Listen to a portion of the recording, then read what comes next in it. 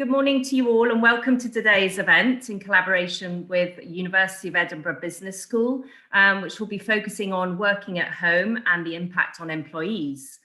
Hybrid working has been around for quite some time, but as the COVID-19 crisis has kicked in, many teams have started working from home. And remote working policies have sprung up everywhere and businesses have begun to adjust to a whole new way of working. This event will provide a summary of insights so far from the UK-wide Working at Home Research Project, which is exploring workers' experiences of home working across a range of sectors. We will be looking at how workers have coped and what type of organisational support has been most helpful and the impact of other factors and on productivity and well-being. This session will be followed by focused discussion of how these findings could be applied in different business contexts. And businesses will also be able to flag up what questions they are most keen for the ongoing research to look into. So just a little bit of information on our speaker today. Dr. Lila Skundridaki is a lecturer in organisational studies at the University of Edinburgh Business School. Lila's teaching focuses on business ethics and her research interests include work in organisations and professional and organisational ethics. Lila is part of a major project examining the experience of home working in the UK under the COVID-19 lockdown measures, workingathome.org.uk. So today, the format of the event, we will hear from Lila, who I believe has some slides, and we will also be running some polls during those slides. And then there will be a Q&A session. And then my colleague Rebecca will be putting us all in various breakout rooms so that we can gather some insights from the group on your experiences and opinions on each topic. I believe we have 3 questions that we'll be examining. So I'll hand over now to Dr. Lila Skundridaki. Thank you so much for joining us today for this session. Morning, Alexia, and morning to everyone. Thank you so much for inviting me and having me here. I've been doing this study for a year now, exactly 1 year. It's when we found out that we got the funding and we started collecting data. So it's quite exciting to be here and share the findings basically after all this data collection. So I will share my screen just now and the slides, and then I can start.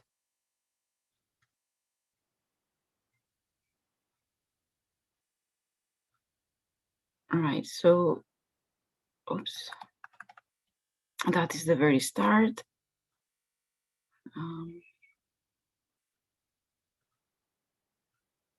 Right, perfect. So I believe now you're all able to see my slides. So I'll just kick off by saying thank you very much again for inviting me. I've been doing this research study with Abigail Marks at the University of Newcastle and Oliver Mallet, who are at the University of Stirling. And as I said before, it is for a year now. Let me move on. Yeah, perfect. We call the project Where Does Work Belong Anymore? And it is a UKRI ESRC funded project. So I think we're all pretty familiar with the background, perhaps, the lockdown that took place over a year ago now, and with businesses having to move quickly to reconfigure traditional office jobs, and with employees finding themselves nearly half of the population, and that obviously relates more to desk-based jobs, finding themselves working from home, most of them for the first time. It was only about 1/3 who occasionally had worked from home. So brand new experience for most of the people. So our research focuses on well-being, productivity, and work-life balance. These are the major topics that we've been examining, but alongside that, a lot of themes have emerged. So what we've been doing, we have a panel of 80 home workers from across the UK and different sectors that we are interviewing every 3 months. So far we've interviewed them 3 times. So that is just to see how things change. And the initial idea was that the lockdown would have been over maybe after 6 months, and then we would see how people go back to work and settle. But obviously reality is much different than what we had been expecting, and we are still, most of us, working at home. We've also run 2 UK-wide surveys of about 1,400 participants. One was in the summertime and one was quite recently, December till February. So I will be referring back to both these surveys. And again, the idea is to capture the experience of home working for UK people, for workers in the UK, and have a better understanding of the new expectations of workers and the support systems in place, and looking forward as well, considering that we will see increased hybrid work patterns, to make better understanding and expectations of that would look like. So for today, I thought it's best to focus on maybe what is happening at home. Alexia already commented on how things are at home with kids not going to school, now starting school. And I think quite important, all that has proven to be the home office arrangements. And that means if people share their office, if people have a dedicated space, and the impact that this has had on work-life balance, well-being, productivity. But I also wanted to look into the extent to which and the role that organizational support plays on well-being and work-life balance, and then eventually at the very end, perhaps discuss how it is best to move on and how can we make the best out of both worlds and manage hybrid teams moving forward. So just starting with the first poll question, what is your sense? Do you think that home-based work increase employee productivity in your organization? Could be yes, no, it stayed about the same, or maybe it has decreased, not sure, might not be applicable as well for those obviously that were in sectors like retail that they were mostly closed down.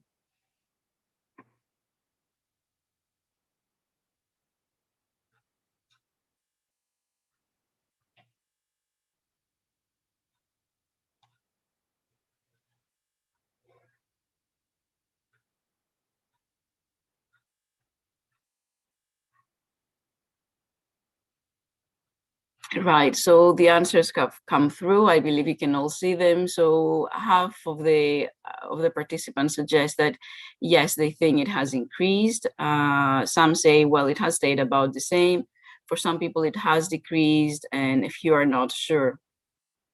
So I would like to move on to suggest here. Let me move on to the next slide. That overall productivity for most people has increased for most workers, and all the surveys, including ours, our 2 surveys, show such results, that productivity for maybe 2/3 of the respondents has increased. Some studies show no increase, but at least no decrease. So all the surveys across the UK suggest that there has been a boost to productivity. Nonetheless, that's not the same for everyone. And I will refer back to that. So for example, people with parents with toddlers in particular, or children up to 9 or 10 years old, have been hit the hardest. But overall productivity has increased, and this is one of the reasons why organizations are most interested as well in moving into hybrid patterns of work. Another reason why, and the data show that it's a great opportunity to promote flexible work with hybrid work patterns, and something that perhaps it has been around for maybe 15 or 20 years, working from home or other types of flexible work, but hasn't been adopted as much as it could have had been by organizations. Now, a year after all of us having experienced it, we know what we like, we know what we don't like. The conditions are pretty mature and quite suitable to move on and promote flexible work, which primarily, except for the productivity increase, would also have a boost and great benefit when it comes to equality and diversity. And I know a lot of organizations have an equality and diversity agenda. our participants have also, especially after the first lockdown, suggested they met with great relief. So it was a lot of our participants that suggested they were very happy to stop commuting to work. It was quite touching, despite the conflict sometimes that people had with their families. Most of our participants in our panel suggested that they started enjoying their families more. So that's not the same for those obviously living alone, but for those with families, it was quite welcome to spend more time with their children, more time with their partners. And again, with the social distancing measures, that was also combined when the weather was nice last year with going to green spaces, visits in the nature, etc. So there are, however, I will be primarily focusing maybe on concerns, because I'm thinking that despite all the benefits, in order to make the best out of both worlds, we do need to address the concerns and the problems that come with home-based work. So first of all, what is happening at home? Physical space does play a huge role. We see from our winter survey, that 45% of our participants do not have a dedicated office to work in. So they might be working from the living room, from their bedroom. They might be sharing as well their office space. And it looks like there is also a gender impact there as well, or a factor, with women less likely to have a dedicated office at home. So why is that important? I looked back because I had more time into our summer survey, and I present here the impact that having a dedicated room to work or sharing home working space has on work-life balance. So we measured work-life balance from 1 up to 7, with 1 being very poor and 7 being optimal. And there is statistically significant difference between those who do have a dedicated room to work, so they do a lot better when it comes to work-life balance, and those who do not share their home working space also do a lot better when it comes to work-life balance. I haven't added the graphs, but there are very similar results when I plot, and instead of work-life balance, I plot against well-being. So there are very similar outcomes. Physical space plays a role. When people have a room and a door to close, it does play a huge role. Also in the winter survey, we checked about how crowded homes are. So we did ask, how many people is it that you live with, and how many rooms does your home have? And we found that those with relatively more crowded homes feel more stressed because of family matters, and they find it more difficult to concentrate on their work. It is obviously expected that more crowded homes will maybe have a negative impact on people's ability to concentrate on work, but it's also very clear, it comes out very clearly from the data that you can see here. So just a quote might be familiar, could have been, I guess, one of you suggesting something similar, but one of our participants, a school teacher, told us, I mean, in terms of where we work, I'm set up downstairs in the living room. We got a little study that my wife tends to use with a computer. In there, my daughter has her bedroom that she works in. She's got an iPad. My son has his iPad. He's also got a laptop, and he either works, he can work in his bedroom, or he sometimes prefers to work in the kitchen. It just depends really. But you know, it's not easy.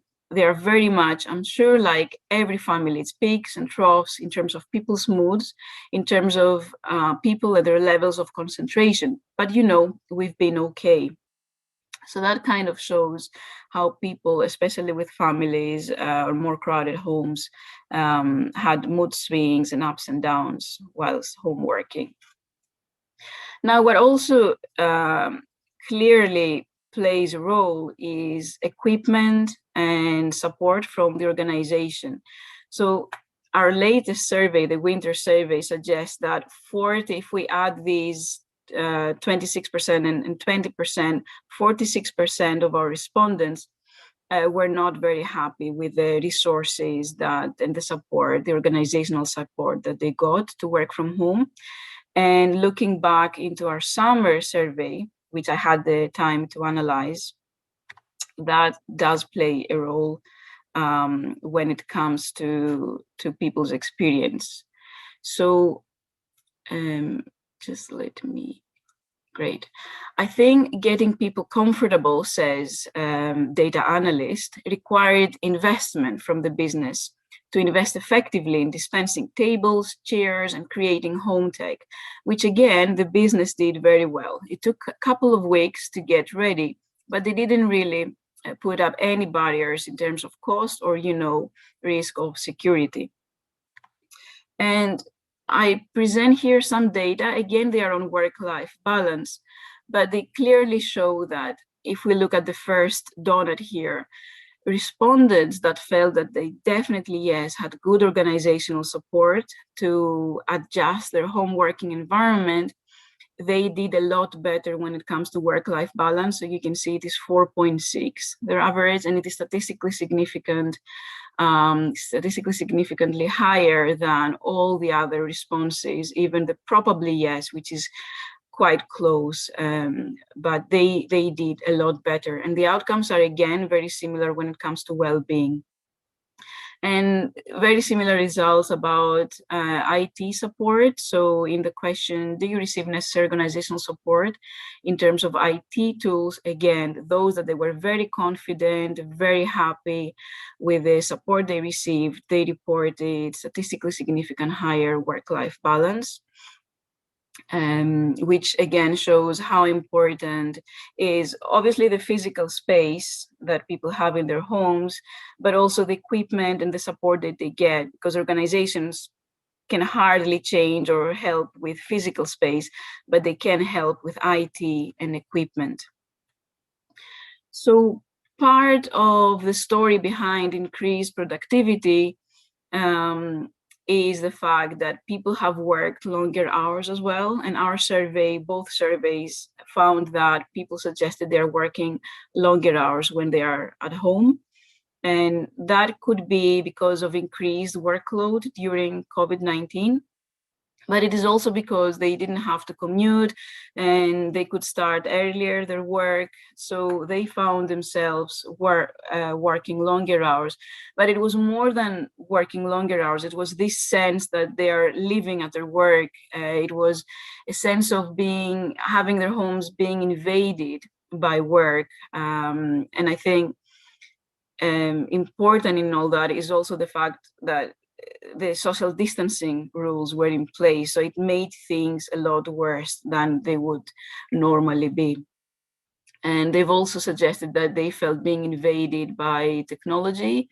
So a lot of our participants, maybe in the third or second interview, suggested that they started developing ways to cope with technology or notifications, for example, on their phones, on their work phones, or their laptops, trying to manage these blended boundaries between work and life. So most of the participants found it maybe hard to adjust to new ways of working. And again, just to refer back to the fact that most people did enjoy working from home and they couldn't now go back 100%. For most of the people, going back 100% to work in the office is not their preferred option. But still, there are the issues of managing the transitions. So they did feel the need to reconfigure or recreate boundaries between work and non-work life. For example, obviously not having to commute was great for a lot of the participants, but still it was kind of a buffer and then normal boundary between work and life. Now they didn't have that, and they did feel they need to create maybe new routines to create new boundaries. But there is also the need to manage transitions between work tasks. What comes out quite clearly is how the Zoom fatigue that we've discussed as well in a paper in the conversation about how people have been tired of back-to-back meetings without breaks. And again, we have seen people trying to create new routines and new rituals. People have started learning that maybe they should start 10 minutes past 11 their meetings to allow time in between, or maybe spread them across. Other organizations have moved on maybe to suggest a Friday free or Wednesday free, meeting free working day. So a lot of people have been quite innovative in trying to create new boundaries, but obviously not everyone. And again, some clear concerns about the pace of work. Yes, we do have increased productivity, but there is also this sense of lacking social interaction that in many ways help transitions from a task to another. For example, a university lecturer suggests that I think because the physical meeting allows for post-meeting chit-chats, could be in the kitchen or could all the way back to your office. I think that helps in a way. And I think the thing with Zoom meetings is that once it's done, it's done. We have perhaps 20 people in the room in front of you on the screen, and the next moment the meeting ends and there is a total silence. You kind of go, oh, that was quite an experience. And a senior adult social care worker shares something similar. I think going from meeting to meeting without breaks is not good for anybody. But I think to a certain extent, you kind of think when you're doing it online, you think, well, that's okay, because I can stop sharing my screen and I can have a sandwich while I'm listening, or that sort of thing. I think it's a little bit easier to ignore the taking the break thing. So again, increased productivity, but it also comes with intensification of work. And obviously that might have implications on mental health and physical health. I found quite interesting the results when it comes to physical health. Quite divided. So some people have experienced an increase, 40% of our respondents experienced an increase in musculoskeletal pains since working from home, but a higher percentage didn't. And whilst also maybe 35% felt that their physical health deteriorated whilst working from home, 20% felt that it had improved, or maybe the majority then felt that it stayed about the same. And I think it's quite important because obviously some people manage transitions better. And this is the data coming from the surveys, but looking into the qualitative data where people have the opportunity to express their views and thoughts and experiences, it becomes clear that a lot of people with chronic pain or disabilities had to go to work, and during the last 1 year that they could stay and work from home, they had a huge positive impact on their physical health. They experienced that. And it is also the case that people who were engaged in active travel, so cycling to work or walking to work, also had experienced a negative impact on their physical health, which is also maybe the minority, but quite significant and important. I've added also two graphs on the impact of housework and the distribution of housework on work-life balance, and also the role that parenthood plays. This data comes from our summer survey and shows that those who undertake more than their fair share, here if you see at the red bar, report statistically significant lower work-life balance compared to those that they undertake less than their fair share. And it's easy for everyone to imagine that obviously there is a gender factor here as well, with women more likely to state that they undertake more than their fair share. And the other graph shows that those with younger children, up to 10 year old, had also worse work-life balance in comparison to all other groups, including those without children. So we see that those with older children didn't fare as bad, and it was basically parents of younger children that were, and they found it harder to balance work and life. So before we move on to hybrid patterns of work, I wanted to add the second poll question. So on the one hand, the Goldman Sachs chief executive has called home-based working an aberration, whereas the HSBC is suggesting that they will ask 40% of their office space, and therefore obviously encourage hybrid working patterns. So what is your opinion? Do you think that hybrid work is the future of desk-based work? Yes, no, or maybe you haven't made up your mind yet?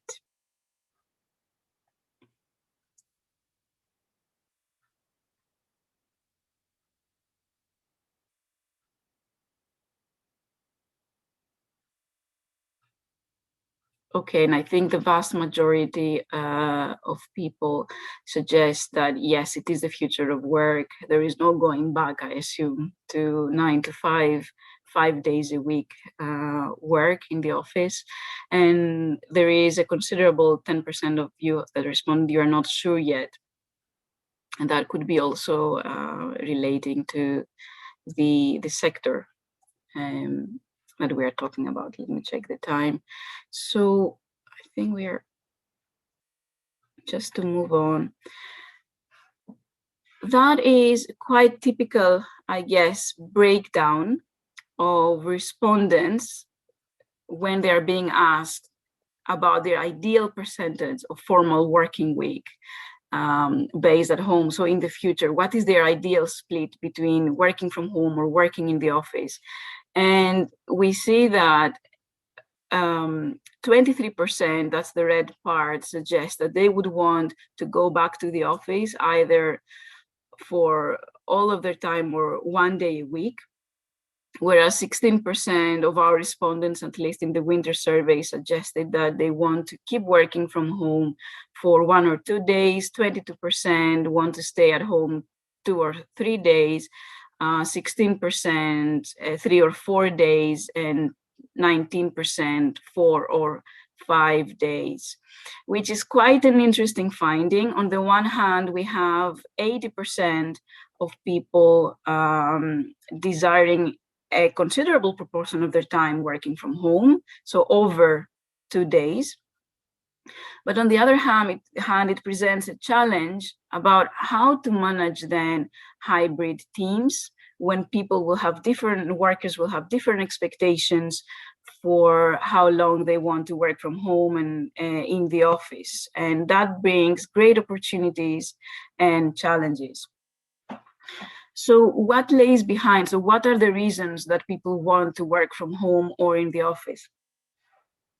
So starting at the green at the top left, the perceived quality of home office versus the perceived quality of the office in the workplace. So it didn't become clear at the very beginning, but it's not just the office or the home office arrangements, the physical space and the equipment that people have, but it is also that quite a few of employees express dissatisfaction with their office space. And the most common example was people working in open plan offices. They felt that when they went to work from home, they had less audio-visual distractions. They could control the light and temperature better, and they had a better sense of privacy. That's more characteristic for women, the sense of privacy. And therefore, people who are not satisfied with their office arrangements in the workplace are more likely to want to work from home, especially those that they do have a spare room that they can convert it into a dedicated office space. Then it also depends, people's preferences also depend on the nature of work. We did find that staff with emotionally challenging jobs, such as social workers, they wanted to go back and work in the office to a great extent because they had better collegiate support in very tough situations, and one another could help. They could help one another better, and it was the same with collaborative and creative professions, and for example architects, that they felt that the brainstorming and the collaborative creative part of the work is best to be done in the workplace and in the office. What also played a role was the need for social interaction, but again, it can work both ways. Some people felt that they were maybe overwhelmed by the social interaction at the workplace, so they much preferred working at home. It made them more productive as well, having to do less of social interaction. I think in the long term, that's quite important.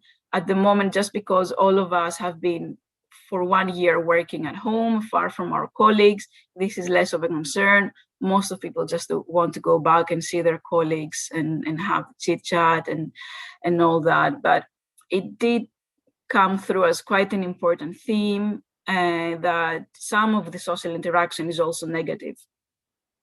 Again, people with caring responsibilities might want to work more from home, but it's not necessarily so. A lot of women, for example, with caring responsibilities do prefer to work in the office because that allows them a better separation, a clearer boundary between work and life. And sometimes they found hard, that's for both men and women, to kind of distance their children and ask them, well, I cannot play with you just now because I have to work. So that kind of created some kind of conflict or disappointment. And it works differently, obviously, for people with health problems or disabilities. They prefer overall to work more from home. It's easier for them. Quite interestingly, I found the fact that people that have family abroad, so UK nationals or non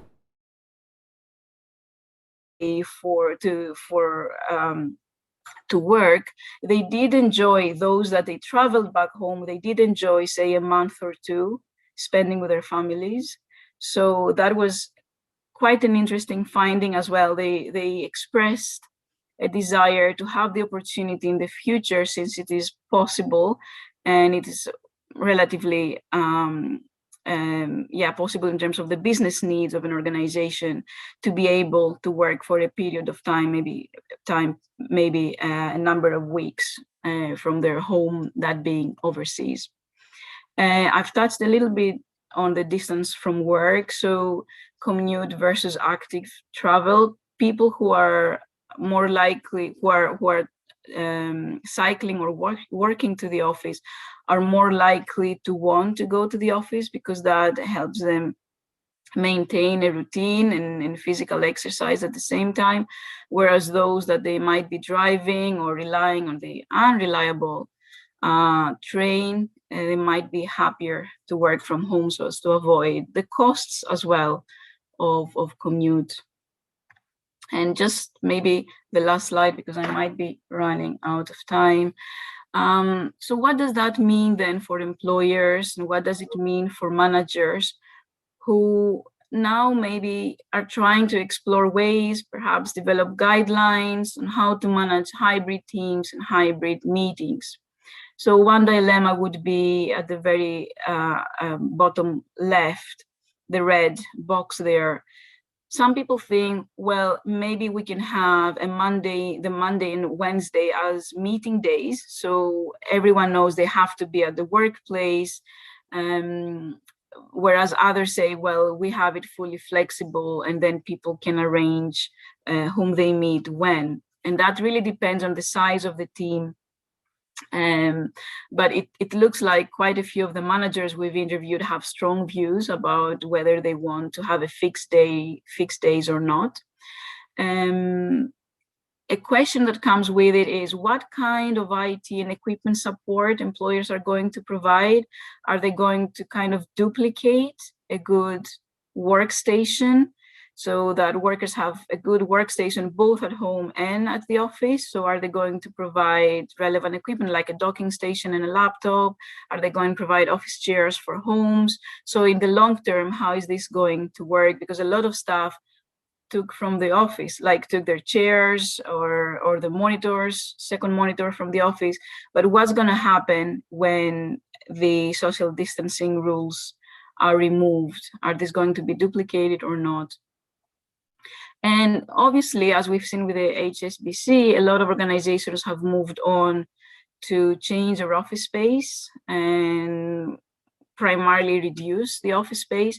So staff are going to find themselves maybe hot desking as opposed to being in open plan offices. And that again might have its challenges, its opportunities, but it's another dilemma, I guess, for organizations. How to manage managers' expectations. So if organizations provide guidelines for hybrid work patterns, how do they make sure that managers, all managers, or to a great extent, most managers follow the guidelines, and then the experience of workers is the same across organizations? Because we've interviewed people from the same organization and they do have different experiences. So not everyone had a laptop and they had to use their own laptop. Not everyone had the chance to have a headset. So not everyone had the same kind of support. And then again, that relates to staff well-being, burnout, and transitions. My feeling is that that is going to be less of a concern when the pandemic is over and the social distancing is over. I think that poor outcomes in terms of well-being and burnout are largely because of social distancing. It's not just working from home. It's also the fact that we cannot see our family, we cannot see our friends, and all that.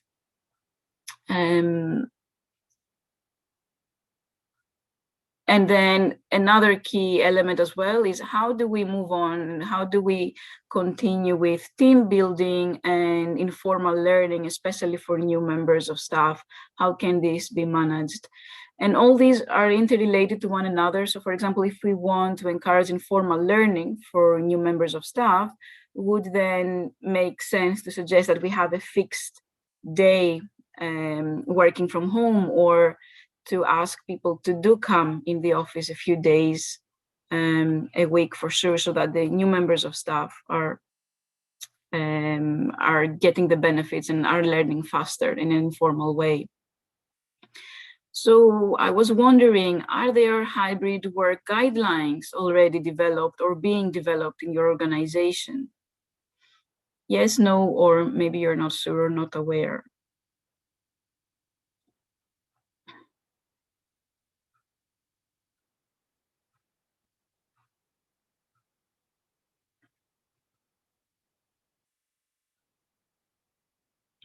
So the responses are half of the respondents say yes, that are being developed. 20% no, and 30% are not sure yet. So it's basically a split. That's great. I think because we are a bit late, I am a bit late in time. I want to leave it here. All the topics I wanted to talk about when in those last two slides about planning ahead, I've already touched upon them. And they do relate primarily to moving forward and how do we perhaps manage in the best possible way hybrid working patterns and hybrid meetings. So thank you very much for listening. I'll just maybe stop sharing my screen now.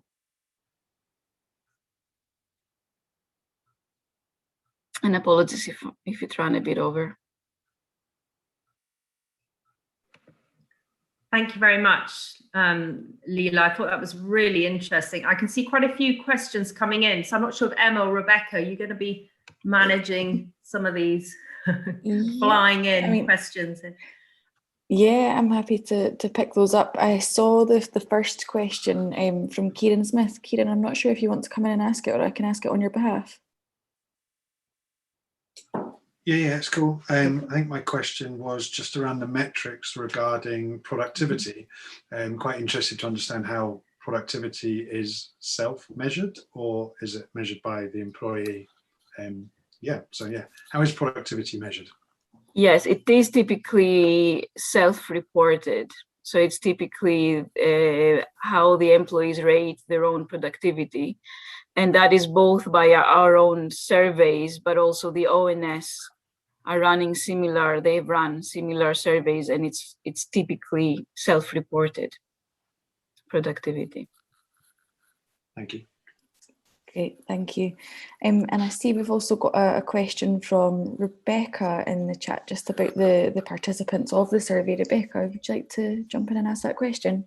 Yeah, I mean, it was clear from your presentation, it's obviously a cross-section of sectors, but it was just a bit more detail on how you chose those participants for I think you said 80 people were involved in the summer and the winter survey, so it was just a bit more background on who those people were.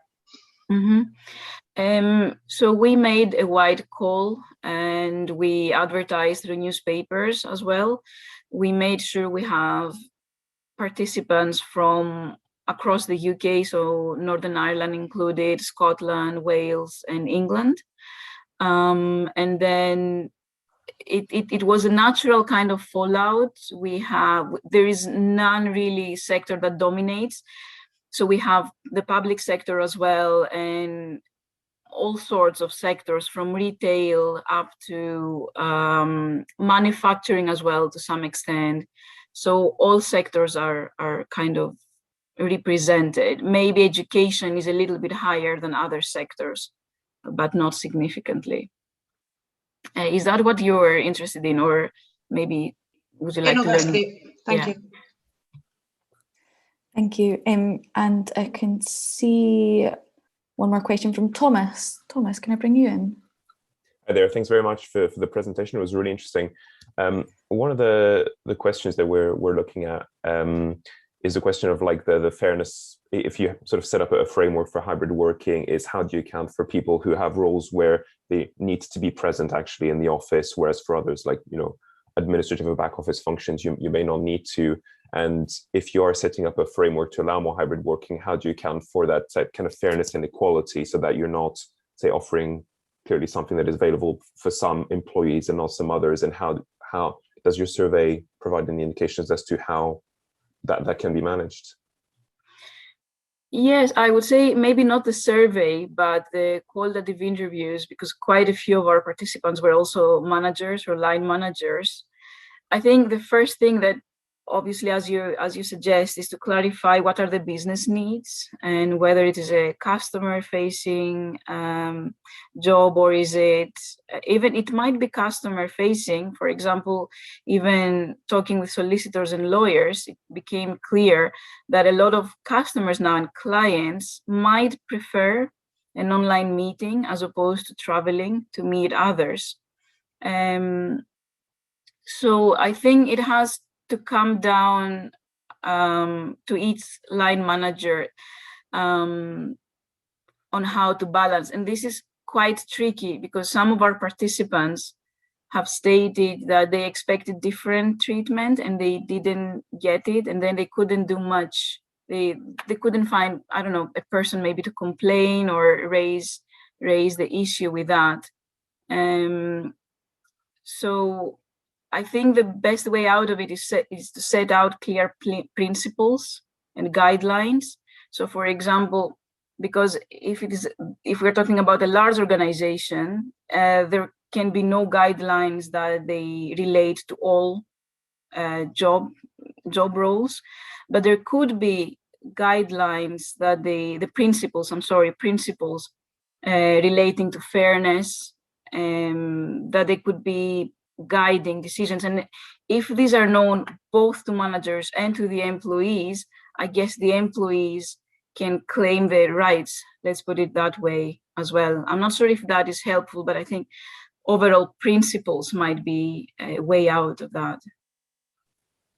No, that's very, very helpful. I think it's questions to be wrestled with, and there's no easy answer, but it's very, very helpful to have your opinion. Thank you.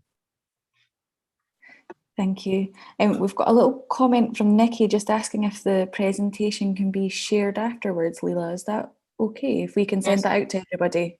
Yes, definitely. Brilliant. We'll follow up with that. Does anybody have any other questions they would like to ask before we move into the breakout rooms? Feel free to pop your hand up or on mute and jump in. Oh, and then we've got another question from Nikki there, just to ask where the research can be seen in full.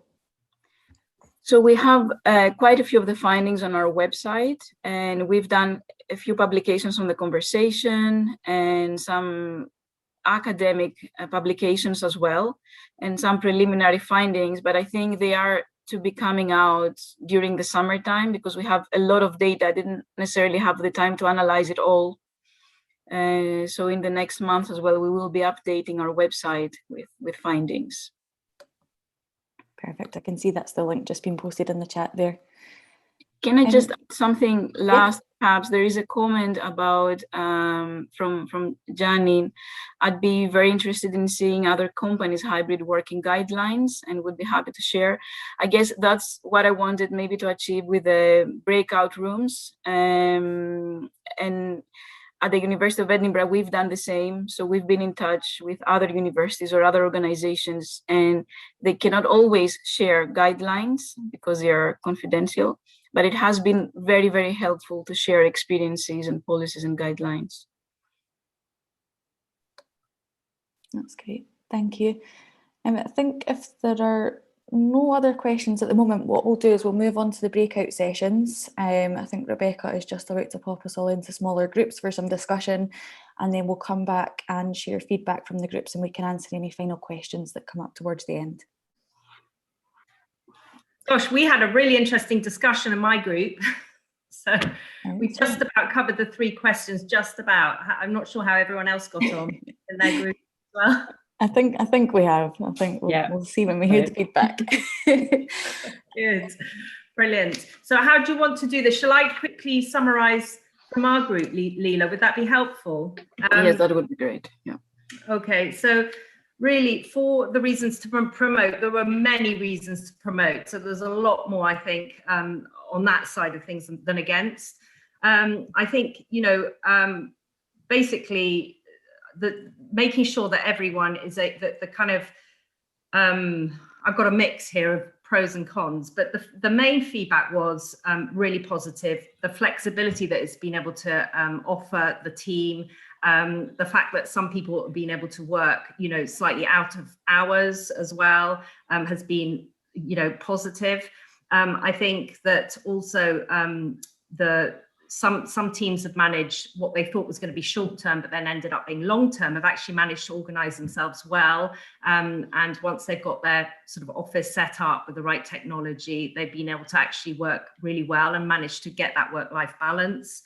And I think, just make, if they've got the right support, generally it's been really positive. I think that, the feedback from some of the members in my group said that they've had a good uptake, and I think that the feedback's been really positive generally on surveys that have been done. So most have been really happy with working from home. I think on the negative side, I think the fairness issue, making sure that everyone has got enough technology and understands, how to use it all. I think the logistics can be tricky for some members of staff are not able to work remotely. So it's just juggling those that aren't remote with those that are, and the need to have better support for technology. And also isolation, mental health can be an issue for some team members as well. So making sure that that's being addressed. I think risk assessments is something that is worth looking into, and making sure that that's being done sort of, relatively often. I think for new members of staff that are being recruited, making sure that you have got a really good communication and that you are able to do sort of one-to-one follow-ups with them and make sure that there's a lot of support there. So I think that's been key as well.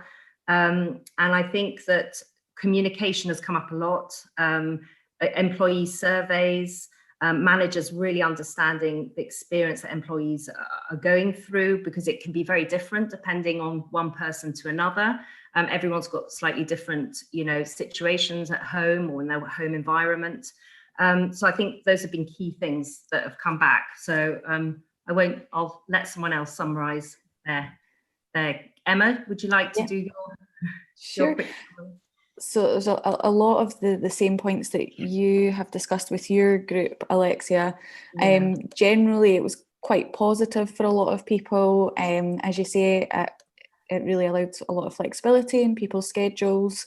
It was also, a lot of organisations were able to adapt very quickly, which was good. And also in terms of time savings, so a lot of us discussed the fact that you'd usually put an hour in for a meeting with somebody, but actually you found that when you're able to do things virtually, meetings have been a lot more productive, so they can be a lot shorter. Also travel times, so usually you would have to go to a certain location for meetings, whereas now you don't have that. So again, in terms of productivity and time savings, there are some benefits. However, there were some concerns. So although a lot of us think we're a lot more productive at the moment, when things open up and we're still working from home, there might be some temptations to stray a little if there are a nice sunny day and there's pubs open, or you're able to meet up with friends. It might be a bit more difficult to stay to working from home from the full time, and you might not work the same kind of length of hours that you are at the moment. Also, staff engagement is a bit of a concern. It's quite difficult to have that same level of engagement and communication with your teams. But there were some nice examples of companies that have brought in staff apps to allow engagement. They've been doing regular coffee catch-ups, and not just meetings to discuss business, but meetings just to catch up, because we don't have that anymore. So that was quite nice to hear about that. And fairness, again, came across. There's some roles that just can't be done from home. So there's going to be quite a big differential in terms of some larger companies where some people can work from home completely and some people can't at all.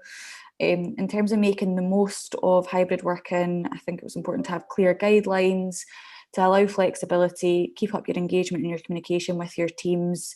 We need to make sure we've got the right data tech and kind of infrastructure in place for teams to be able to effectively work from home. And most of all, it needs to be regularly reviewed and make sure that it works for both parties, so both the employer and the teams, to make sure, because there's different requirements for different teams, and some people prefer working from home and they don't, so just keeping that under review. And I think that's it from our team.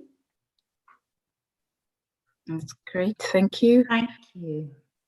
And Joanne, have you got feedback, please? Thank you. No problem. Yeah, so we had a really good discussion in our group as well, and with quite a broad representation of different roles and different sectors, which was really, really interesting and added a lot.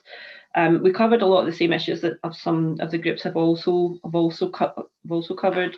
I think there was a feeling that office staff have been a bit more productive, but creative staff have struggled. So there's the issue, I know that Dr. Lilly, you mentioned this in your presentation, but that issue of creative and collaboration being more of an issue. Most people said they didn't miss the commute, so that was that's obviously been helpful.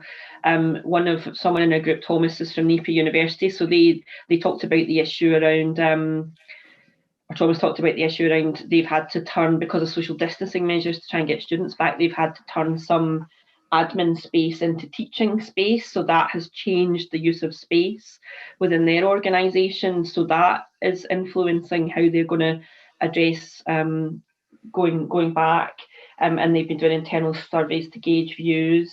The equality question and the fairness question came up, that's definitely going to be a concern moving forward. How do you manage that, particularly from an HR perspective? And so you've got a situation, for example, where some people are lonely, they don't want to be at home even though they can be at home, and how do you then manage that situation? Flexibility was a big issue. That was clear, that's clearly very key. And one of our group members raised the issue around a recruitment advantage to be had, and that flexibility, the increased flexibility that's been experienced. and also in terms of managing attrition as well, that ability to be flexible has positive benefits on both of those things. We actually had Sheila had mentioned that people now that she's been recruiting are requesting to be working from home. So they've been working from home in previous roles, and now they want that as a, and we had a discussion there very briefly about value. So very often pre-pandemic businesses would offer flexible working as a value or as additional benefit or perk in a way to attract different types of talent.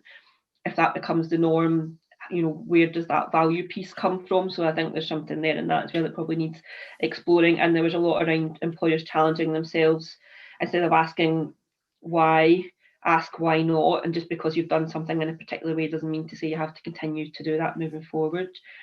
In terms of some of the negatives, one thing that came out was the disconnection and the social element of it, and the longer term detriment of that, and the longer term impact of potentially losing that.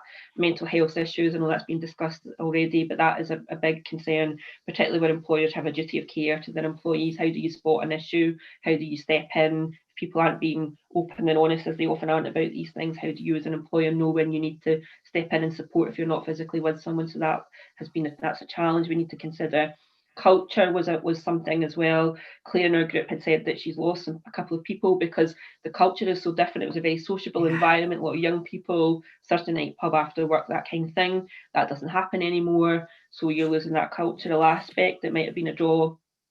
And Thomas, again, from the student perspective, that non-campus life has been an issue there. And the last question in terms of how do you make the best of it, I think we discussed the role of reliance on good IT infrastructure and how that's absolutely critical and become more so during the pandemic, making sure people are involved and included, that there's regular contact.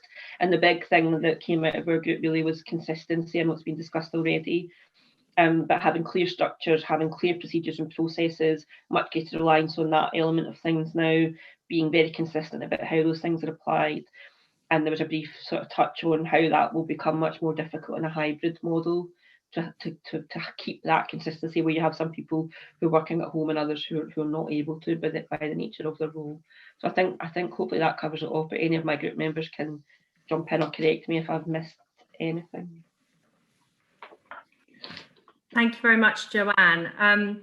And I'm just wondering, Leela, if you'd like to make some comments after getting all that feedback together. And another question from me as well, just to have a think, just from the feedback about the HR side of things and just looking at the ongoing change that organizations are facing, and just wondering myself whether some SMEs might find this harder without having perhaps a dedicated HR department to deal with many of these issues, and incorporating new processes and support for employees. So just a question from me as well, once you've had a chance to digest all of that. Yeah, it was great, fascinating to hear all the input. I think it's going to be a learning curve, not like we don't really have the answers, but it will be as well kind of a learning curve through the next period. And my view is that since we cannot go back 100% anyway in the office just because of the social distancing, that the rules might be, and the Scottish government might have in place for quite some time restrictions on who goes and who doesn't, and whether we have 1 meter plus distance as a requirement to work in the office. We could potentially use this interim period to develop the guidelines, to think through, consult better. So we have a period where we can experiment with hybrid work, because we moved from fully working in the office to fully working at home. This middle ground, we haven't really tested it out, most of the organizations. So I guess the next period through the summer, maybe beginning of the autumn as well, is a perfect timing. Again, more like a natural experiment out of our hands, but it might be the right time to develop policies and guidelines, just because, again, we'll have to make hybrid working.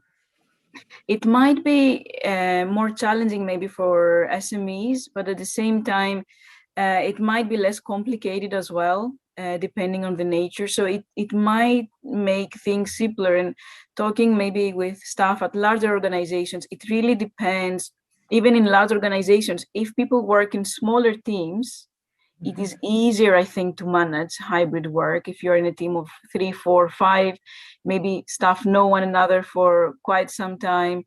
But maybe when it comes to larger teams, it might be obviously harder to accommodate everyone's needs. So SMEs might not necessarily be a disadvantage. And definitely, even with the Edinburgh Chamber of Commerce, sharing experiences and to the extent that is possible, sharing guidelines and policies, I guess it would be very helpful. Maybe one last comment about the value and how can we now bring value. I think it was Joanne who commented that some organizations were promoting flexible work beforehand, and it was a competitive advantage, perhaps, and a way to attract talent. I would say that exactly because the experience of organizational support, in terms of organizational support, is really diverse, there is still room to say or to promote that there is effective organizational support for meaningful, flexible work on the one hand. And in some more recent interviews, I had staff who said, well, if I'm forced to work from home and I don't have my dedicated office, I'm out, I will quit. So perhaps if we turn this, if we flip that, there will be some staff that they will want to work from home, and that now might be a competitive advantage of having better office space, more pleasurable, and for staff that they cannot work from home, they're always welcome to work in the office. I think getting the balance right is key. Yeah, other than that, again, an interim period is coming. And before we close, I also wanted to ask you either now if for a brief comment or maybe get in touch with me later. Our project is not over yet. We have 3 months of data collection. We are planning a third survey, and we have 1 round of interviews with our 80 participants. So if there is anything worth exploring that you would like us maybe to look into, we would love to hear ideas about what might be useful for you to learn and hear about and take advantage of the research study, the remaining part of it. Thank you very much, Leila. Has anyone got any final questions to ask Leila before we finish up?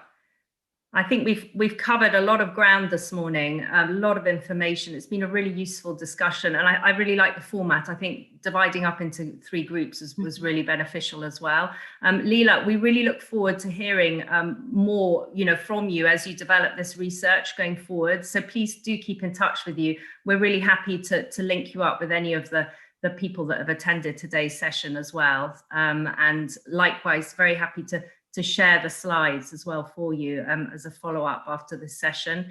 And thank you so much. That was a really interesting discussion and so topical. We're all breathing it, feeling it, and I think it's been, we've all gathered some really useful insights. So thank you so much for taking part today, and thank you all for joining us, and thank you to our events team and Joanne and Emma as well for coordinating the discussion. Thank you so much, Leila, for joining us. Thank you for having me, and thanks again to the organizers.